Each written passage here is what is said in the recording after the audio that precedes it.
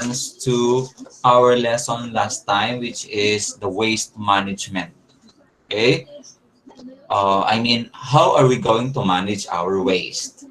So this is through the application of 5 R's, right? So will you please mention what are the 5 R's that are mentioned in our previous lesson? Yes, Amika?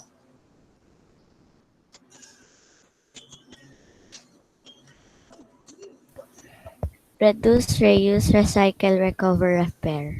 Okay, so those are the 5 R's that we are going to apply. And why? Why we need to do those processes? That is to manage our waste. Because definitely, waste are one of the common problem in the world today, not only in our country, but it's not only here in our country, but this is common problems in the whole world. That is why we need to what? Yes, do something about this problem. So again, using the 5 R. Now my question is, what do you think is the benefits? What do you think are the benefits rather? What are the benefits of using the 5 R's in waste management? So you just think why we need to do 5 R's? Why do we need to apply 5 R's in waste management? Okay, this is to make like concrete, because when we say waste management, that's very broad. But when we say waste management through 5 R's, madali nyo makuha na, okay, we will reduce, we will reuse, we will recycle, repair, or recover. But again, what are the benefits of this? Hamer. We are reducing trash around the world. Okay, we are reducing trash. Okay, so definitely, that is important because when we reduce trash, definitely, okay, it will not add to the what? Yes, to the, continuously what? Dumping and dumping and dumping ways of, trash that is becoming the problem, especially in urban areas, yung mga lugar na maraming nakatira class. These are very, prevalent in their areas. They are really, experiencing some hardship when it comes to dealing with their wastes, because it's like so plenty. It's huge, that actually affecting the lives of many, especially last time during the floodings. We have seen how Manila area find it difficult to, to manage it, because it's the garbage or the trash are like floating with water. Because of the flood, this trash are what? Floating on the water, which is very, disturbing, because it might cause illnesses, okay, or sickness to many children or even adults. What else aside from the answer of Amer? What are the benefits of using 5 R's? Rather, Roshena. It can save on non-reusable resources as well as water and landfill space. Yes, correct. Okay, it can actually what I have mentioned by Roshana is can give long-term effect if we do that. Okay, that's a long-term effect rather if we do the 5 R's in waste management. Next, what else? What are the benefits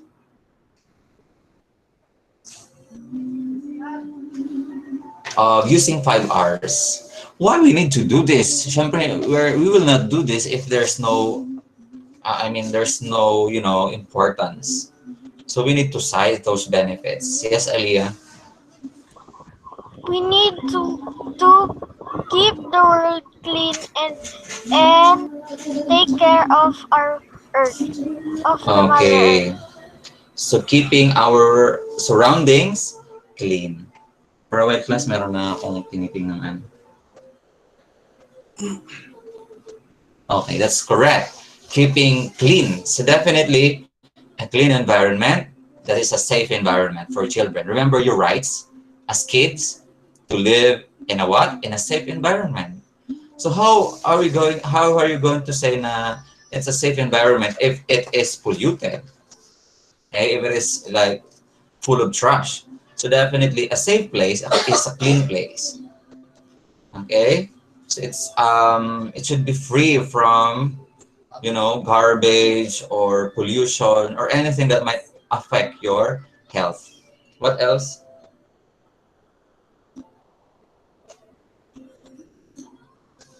Santara?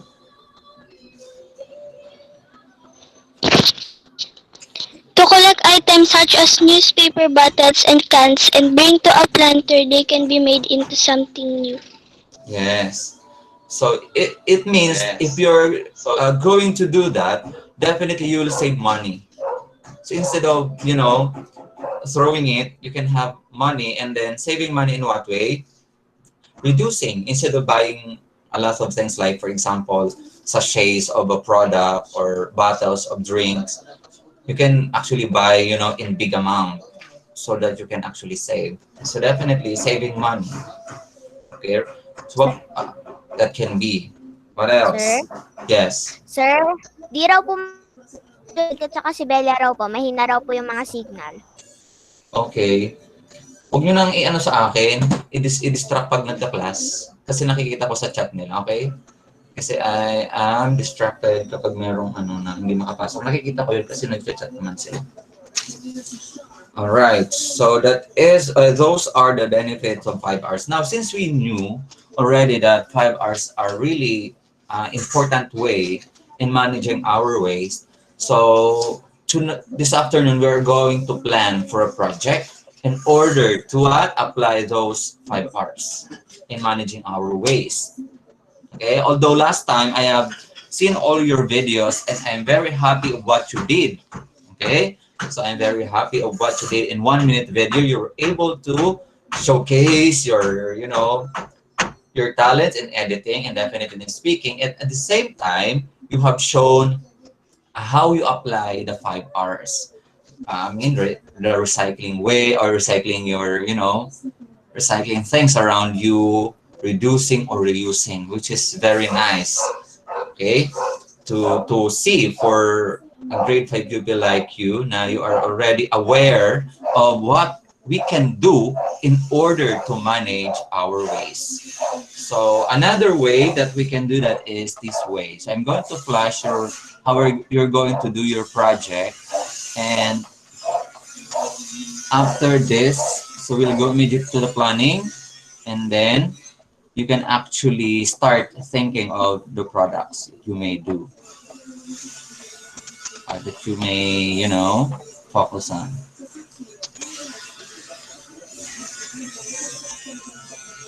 All right, so these are the hindi ko pala na-present. I will just admit.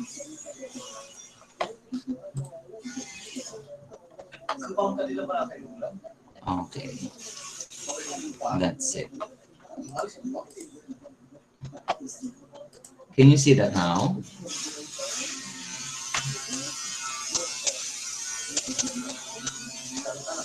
For a while class, I'm just checking on my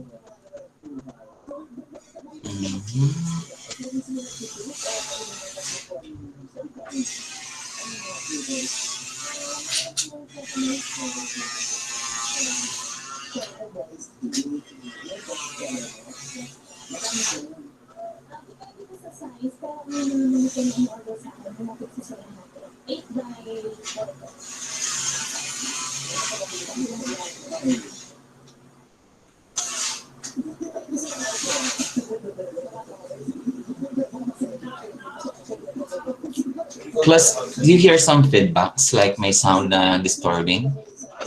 Distracting rather? Meron? Wala naman. None so far, okay. Please notify me if there are some, you know, sounds that may distract our discussion. May mahina ang net, okay? So it's okay, I will just send it. Anyway, short lang tayo today because I will just discuss the project proposal on how to do the project. I mean to work on your project. Okay, there you go. So the title is Designing a Product Out of Local, Recyclable, Solid, or Liquid Materials that can be in making useful products. Okay, so from the word design, so definitely you'll think of ways on how to make something like into a new one. You're going to design a plan first. Ano ba yung pwede kong gawin para itong bottle na to, for example, this kind of bottle is magamit ko pa. Although, ang ina-advise naman class sa bottles ay pwedeng ibenta na lang. Okay? Kasi nare-recycle din naman yan sa mga junk shops. Pwede naman yun. But what if may iba kayong gustong gawin? Okay? So what are we going to do? So definitely, these are the steps.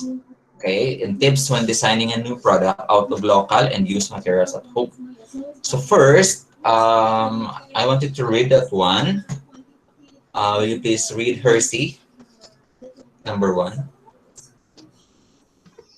Determine the available local materials that are largely available at home or in your nearby places and communities. Okay. Okay, that's correct. So we're going to determine whatever available. Okay, local materials. Okay. Where? First, at home. Kasi we cannot go out and to look for any available materials. Or it can be nearby in your community. Right? Number 2. So let's have Percy, will you please read? Study the properties of these local materials or used, broken, damaged, or repairable materials. Okay. So we'll go back on our first lesson about properties. So you're going to study the properties. Are these materials really, advisable to be recycled, or is it harmful for me if I'm going to, use this as my material? So you need to know first. If it is a glass, a broken glass, is it, am I going to use this as my material? Or I will look for another one, okay? So you need to consider those. Or if it is plastic, you're going to think, what way kaya magagawa ko itong plastic na to into new material? If it is a paper, ang dami kong papel sa bahay. Kaso ang papel is, let's say, soft. Pag nabasa, mabilis masira. So ano yung pwede kong gawin para hindi agad siya masira? Kung pwede siya yung mag-paper mache, or pwede kayong magawa ng anything na kahit gawa sa papel, papatibayin nyo na lang. It's up to you on how you're going to design it. Next, please read, Angelica, number 3.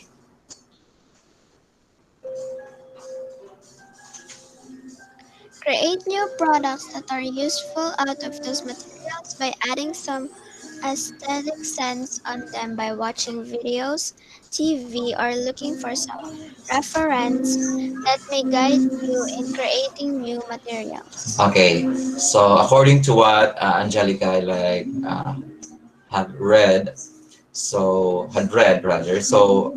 you are allowed to what? Look or watch videos. It can be on TV or any references that you can use as your guide in creating your materials. Okay?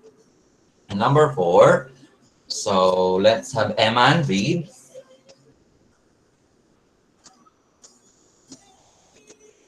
As much as possible, seek help from elders to enjoy doing your activities in reusing, recycling, recover, and repair of materials to design local products that are useful out from these waste materials.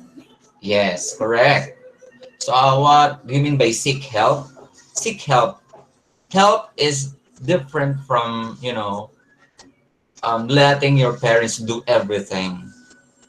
So definitely help. You are going to work together. But definitely, you will be the one to what? To do all the tasks. Your parents or your guardian will just what? there to supervise or somehow help you in cutting or pasting or whatsoever as you want to do.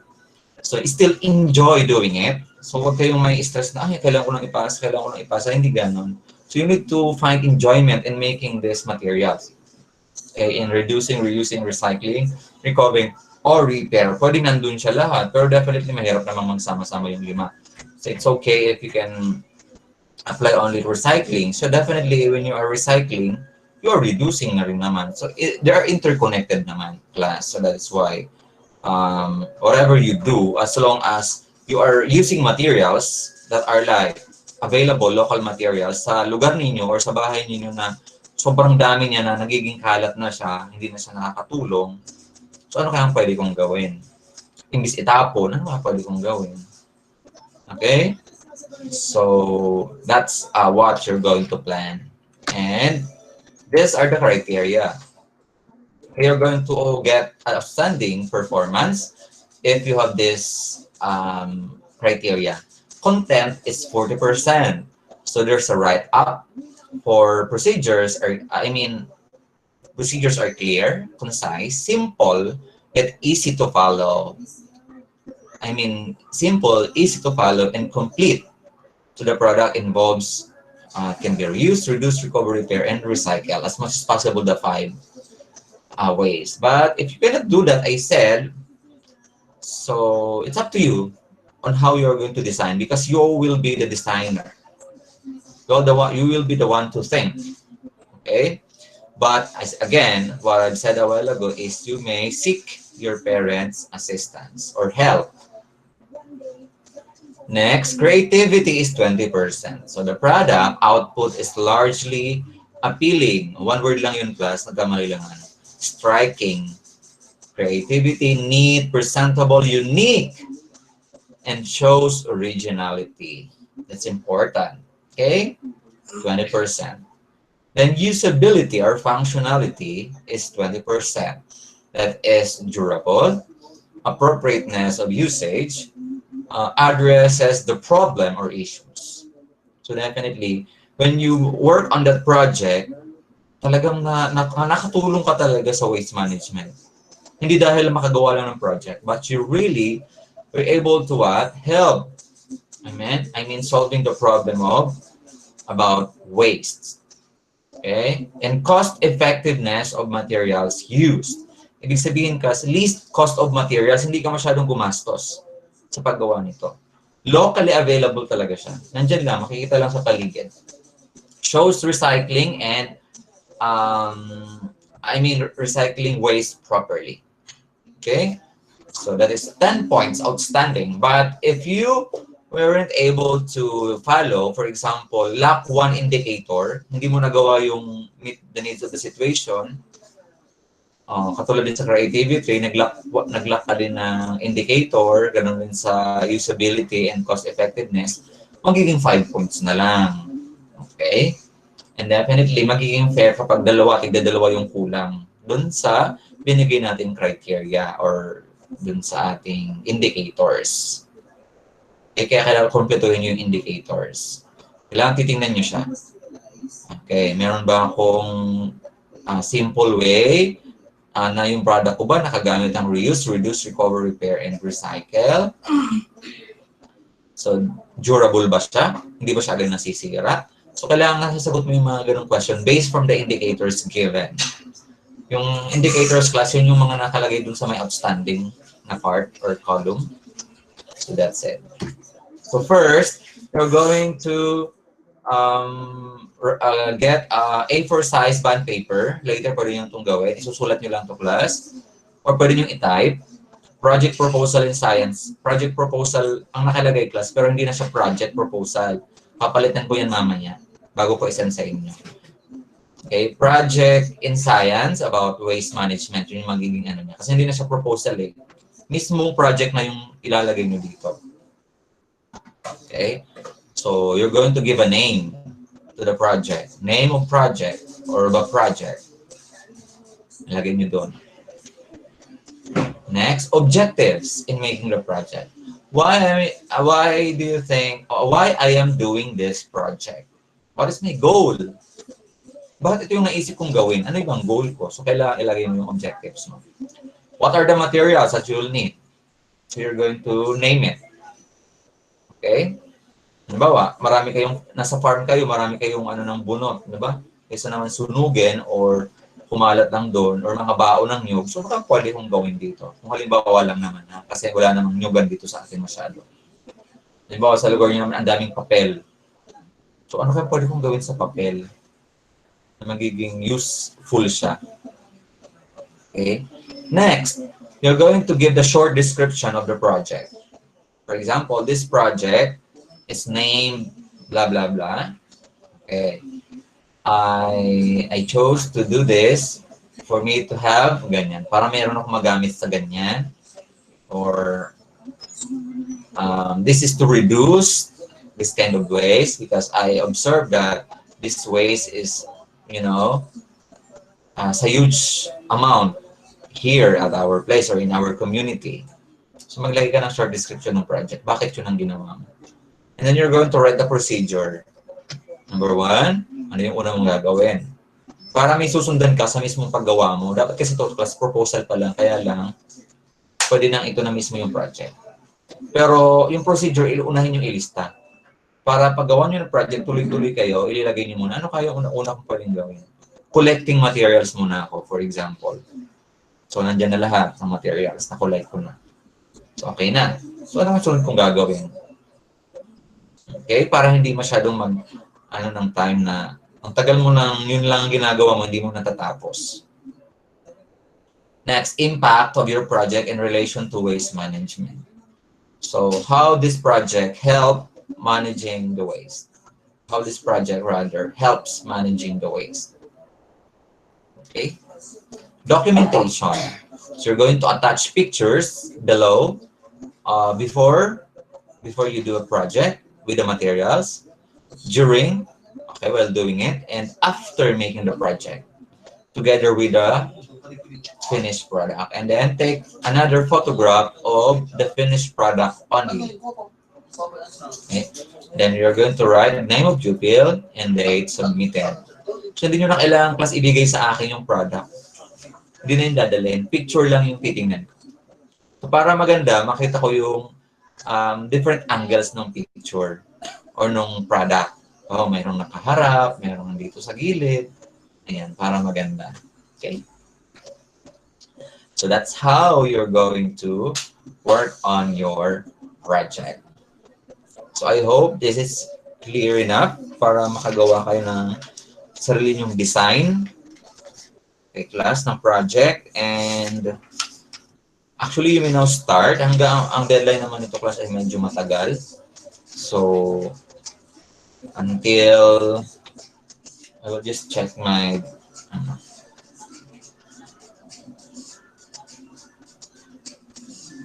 so ang pasahan nito ay hanggang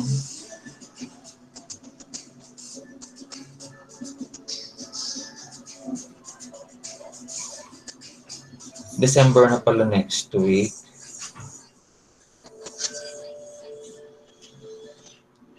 Okay, until December.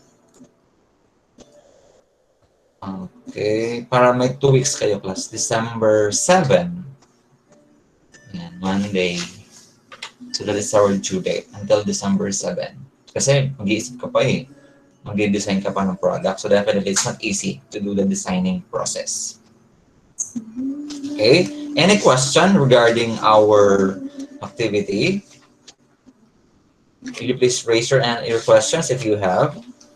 You are allowed to open to unmute if you have any question. Or you have some question.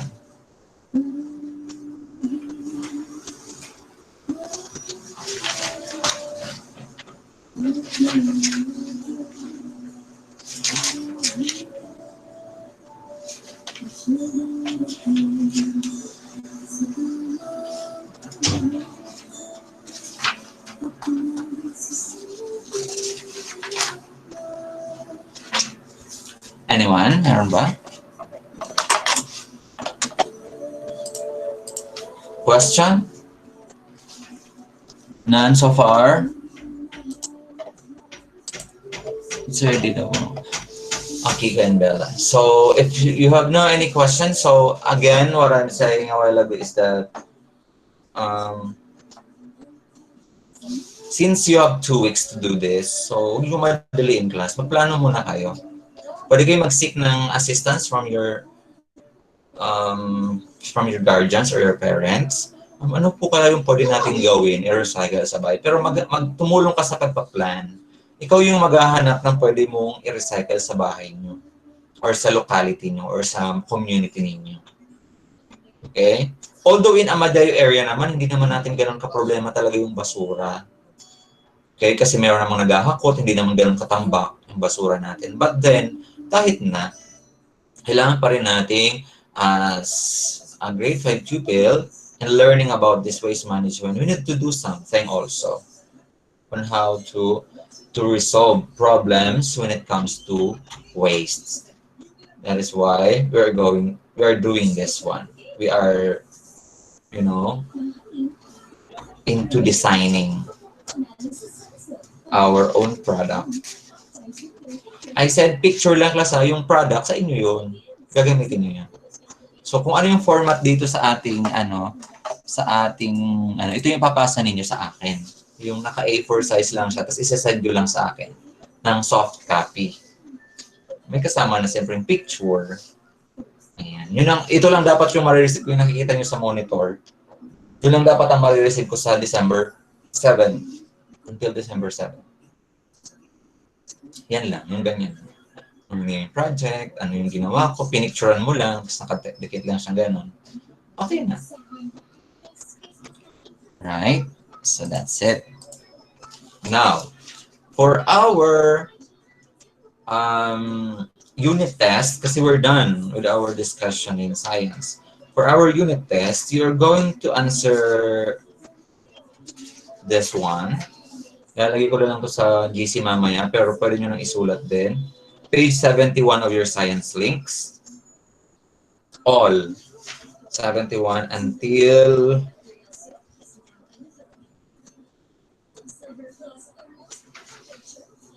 Okay, until...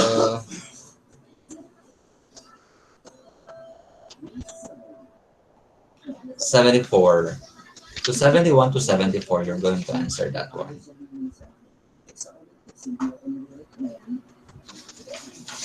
Okay, 71 to 74. I will just write it, and then I'm going to send again the criteria and the format on how to do the project using the A4 size bond paper. So after we end this session, so you may now start answering the exercises on page 71 to 74. And if you're done already, take some photograph or picture of your output, and then you're going to send it to me through the messenger.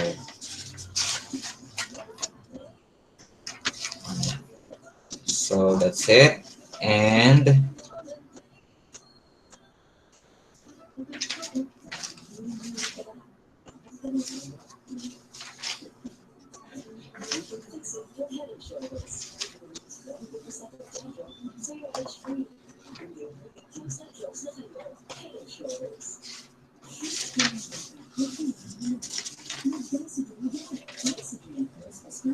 okay, that's it, class. Now, any question? So maraming hindi nakapasok. I think mga nasa 20, 24 tayo dito. 4 yung hindi nakapasok. Any question? Clear? Yes or no? Clear? Okay. If you have some concern, say it now or ask it now. Kasi pag minsan hindi ko nasasagot agad yung nasa message ninyo. Ask it if you have questions. Wala na? Wala na. Okay. So if you have no any question, that's it. So thank you, class, for your, giving, your vlog, yung ginawa nyo. I really enjoyed watching it, that one. Yung ginawa yung way kung paano kayo nag-recycle nung nakaraan using the vlog. So creative, yes. And ito, there are some who are like incomplete dun sa mga pinapasang outputs. So I need to call the attention of those who are like submitting late or sometimes not doing the task given or not accomplishing completely. May natatapos naman but not complete. That is why we will call it incomplete. Meron namang ilan, there are some, I mean, that are really, you know, up to, or when they are submitting their outputs very early kasi kahit yung due is alas 4 pa lang, minsan alauna nakapasan. So very early, so very good for that.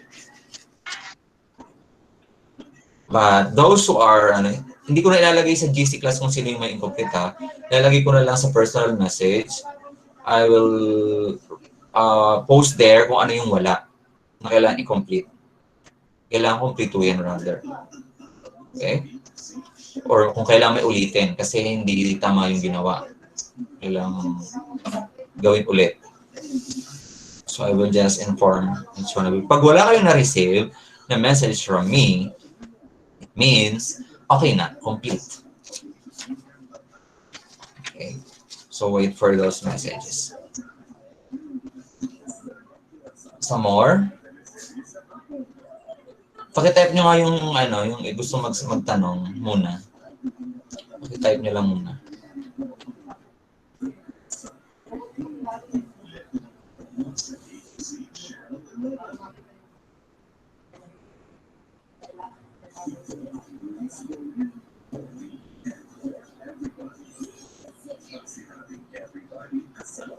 Okay, no any question? So that's it for this afternoon class. Tomorrow we'll meet again at 8 a.m. for mathematics. We'll have multiplication of fractions. And so we'll start early para makatas tayo ng 9:20 or 9:30. Para 9:30 to 11:30 ay nagagawa nyo yung mga tasks ng mathematics. Yung multiplication of fractions. Medyo mag-extend yata tayo ng time tomorrow sa math kasi we're going to review addition of dissimilar fractions and at the same time we're going to discuss multiplication of fractions and including the problem solving for word problems. Okay, that's it for this afternoon. Pwede na kayong magsagot ng nasa book or pwede na kayong mag-design ng sarili nyong product. Wait for the criteria and the format. I'm going to send it sa inyong GC. Pwede nyo i-print para maging guide ninyo sa paggawa.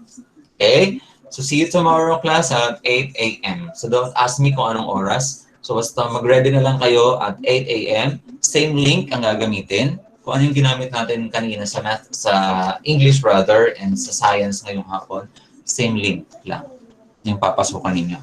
So that's it. See you.